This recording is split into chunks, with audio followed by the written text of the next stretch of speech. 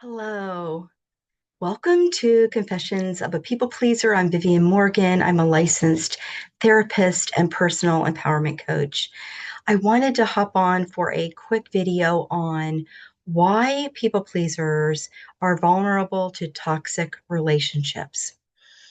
If you've listened to some of the other videos that I've posted, you'll understand that people pleasers often self abdicate, which means they put themselves second when they're considering solving problems or meeting the needs of a group.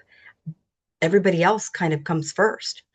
Um, so self abdicating makes us vulnerable to people who may have their own best interest at heart. So it makes us a bit easier to manipulate.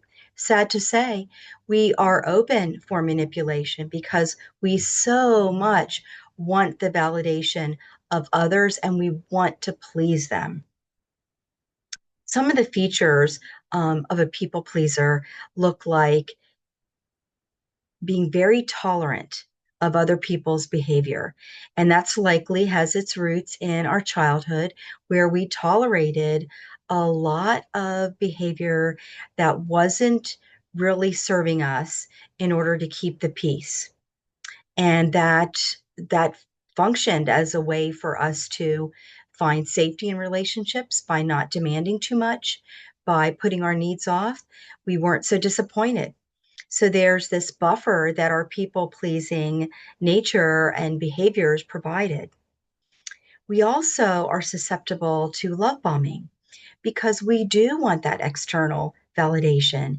So when people who have narcissistic traits, you might have heard the term love bombing, which is where they come on strong to pull you into the relationship very quickly by flattering you, by telling you all the things that you might want to hear in a relationship to feel connected and to feel attached, to feel loved, to be chosen, to feel appreciated, because all of these things were lacking when you were a child, which is why you created this people pleasing persona, was to get your own needs met. So this heavy reliance on external validation makes you really susceptible to somebody with love bombing, kind of coming in strong, telling you all the things you want to hear in a too good to be true kind of way. I've also noticed that people who tend to be people pleasers also often believe the best in people.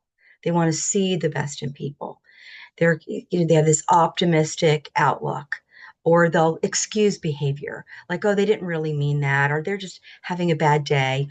And they often will look at, well, maybe I was kind of rude. They look at themselves as being the potential problem, not the other person. So they often are the first to blame themselves for problems in a relationship. Anyway, those are some things to think about. Please reach out and comment if you have any thoughts about it.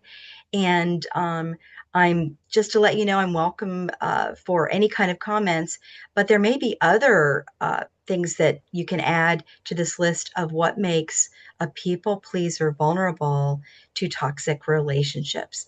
I'm going to be getting on and talking about what the toxic relationship dynamics look like for a people pleaser in my next video.